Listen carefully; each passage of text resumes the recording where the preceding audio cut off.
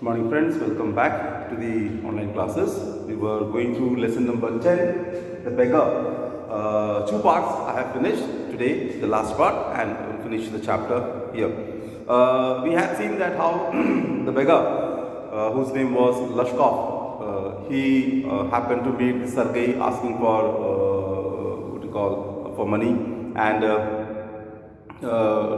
Sergei recognized him, who he was last time. He said that he was a student who was rusticated from the school. This time he says that he is a school teacher, and because of some conspiracy against him, put him out of the school. And now he has to beg, and he says that he has got some job in one province, and but he does not have enough money to go there. So that's why he's begging. When he says, Sergei says that I will complain to the police and make you arrest because of cheating and all, then he openly says that he is not a teacher or student, but he was a what you call Russian choir member. But because of his drinking habits, they put him outside, and now he does not have anything, any job to live. And this is the reason that he is begging and tell lies. Sergei offered him that you can come to my home and cut wood for me, and I will give you some money. Lashkov every time wanted to somehow give excuses because he felt that he is not in good health or in good condition to cut the wood because he is very weak. Secondly, he is always drinking, he cannot stand properly, and thirdly, old and the cold season is going on. So he was not happy, but still, since he was caught up in his own words, he had to go with Sergei. He went there.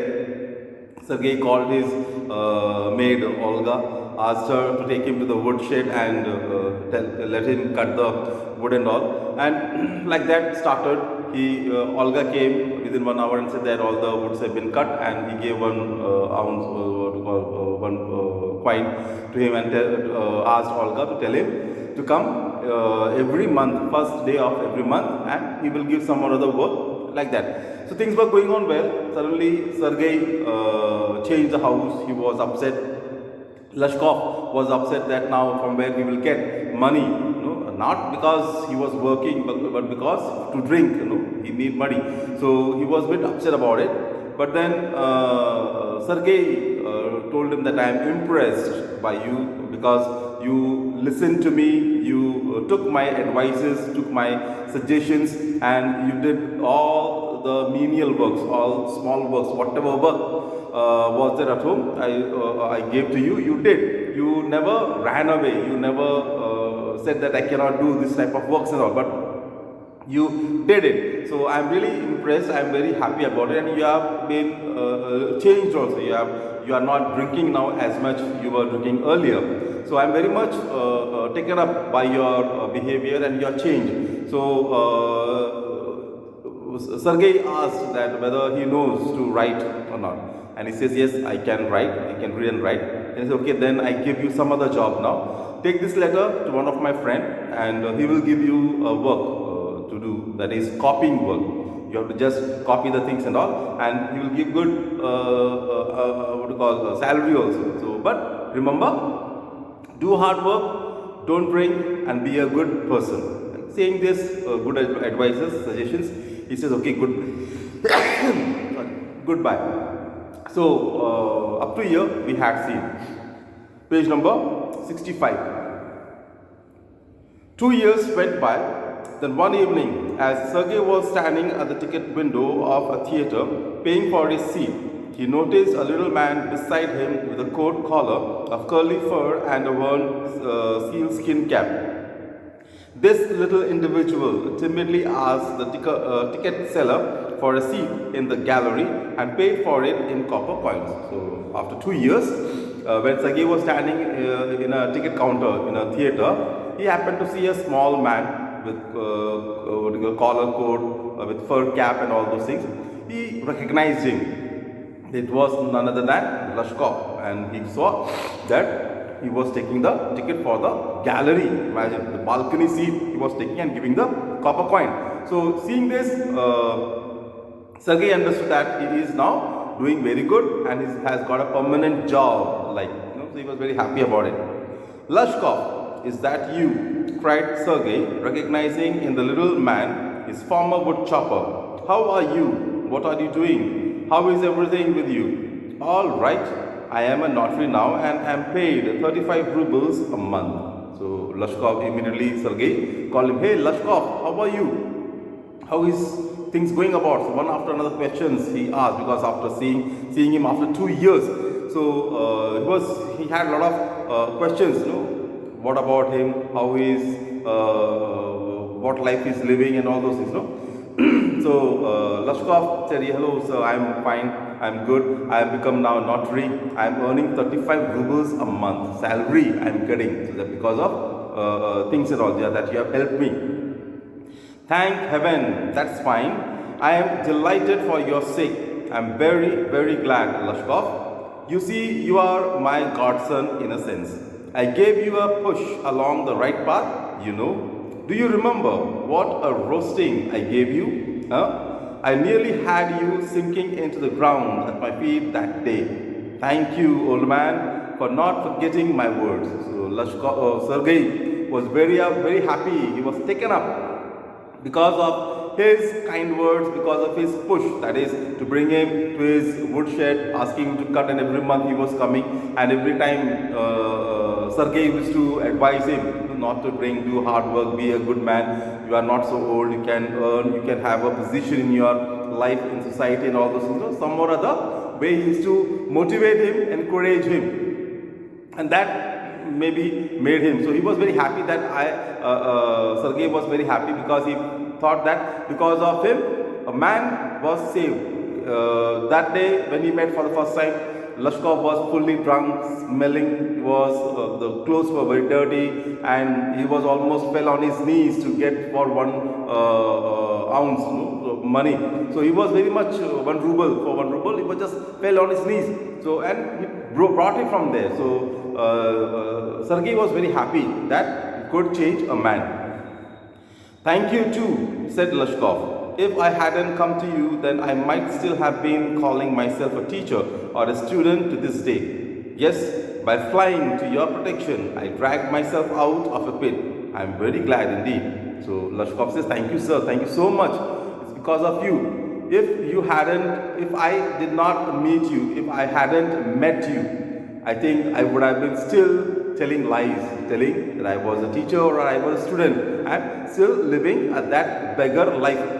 But this life is given by you. If I had not come with you to your house and cut those woods, so I am really in debt to you. I am really grateful to you. And Sergey also, thank you so much. I am really glad that you have changed. Thank you for your kind words and deeds. I am very grateful to you and to your cook. God bless that good and noble woman. You spoke finely then, and I shall be indebted to you to my dying day. But strictly speaking, it was your cook, Olga, who saved me. How is that? Now, Lushkov went on to say that I cannot forget what you have done for me till I die. Okay, till my last breath, I will never forget that what you have done to me, your work, good words, your deeds, and everything. That had helped me to come up from my poverty and to this standard life, to this society life. I cannot forget about it. I also cannot forget your cook Olga, okay, who also helped me out. So he finally says that it is not you who changed me, it was your cook who changed me. If I am today, if I am something in my life, it is just because of your cook Olga, because of her. Sergey was surprised and he asked, how is that? How my cook changed you? Because I brought you, I encouraged you, I gave you work and all those things. No. So how is that Olga happened to change your life?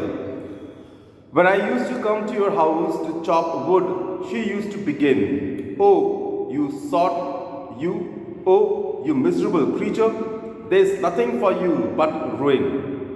And then she would sit down opposite me and grow sad, look into my face and weep. Oh, you unlucky man, there is no pleasure for you in this world, and there will be none in the world to come. You drunkard, you will burn in hell.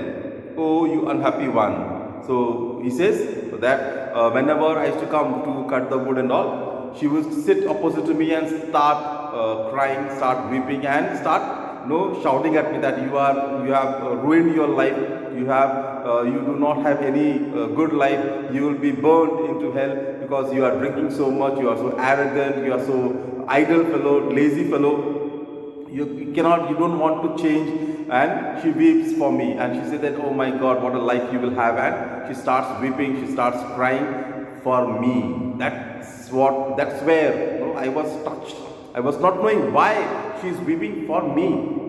I'm nothing for her, she is nothing for me, but still she was weeping. And so she would carry on, in that strain. I can't tell you how much misery she suffered, how many tears she shed for my sake. But the chief thing was, she used to chop the wood for me. Do you know, sir, that I did not chop one single stick of wood for you? And continued saying that, and saying this, she always used to weep and cry just for me. She used to feel sad, she used to feel sorry for me, and she used to weep and cry and pray for me that I must change and all those things. And most important thing, she used to do all the chopping. She used to cut the wood. For your information, I never cut a single stick. I never cut. I did not touch even the axe to cut the wood because I was not able. I was not knowing. I was not having any strength because I was always in drinking. So I could not cut. So she did all the work, whatever work you gave to me. She did all the hard work, cut the things and all, and I used to take the money and go and drink again. And that time it changed me. It touched me. That why she is doing all these things, why she is weeping for me, why she is cutting the wood for me. I am just taking the money and going, and it touched me. She did it all. Why this saved me, why I changed, why I stopped drinking at the sight of her, I cannot explain. He says that I cannot explain to you why I changed. There are no words for me to explain what happened to me. Why I changed, why I could not see that woman weeping for me, crying for me, and doing all the work for me. I cannot understand, I cannot explain to you. But it changed me. I only know that owing to her words and noble deeds, a change took place in my heart. She set me right, and I shall never forget it. However, it is time to go now. There goes the bell. Lashkov bowed and departed the gallery. And he says that I can never forget the woman. Because of her, it changed me. Okay, I am changed. It touched my heart and I changed. I can never forget. This is how I changed my life and I become something in society, in life. Then the bell goes and says, come on, let us go and watch the play in the theatre. The bell has gone. I believe you might have understood the story well, enjoyed the story. Thank you. Have a nice day.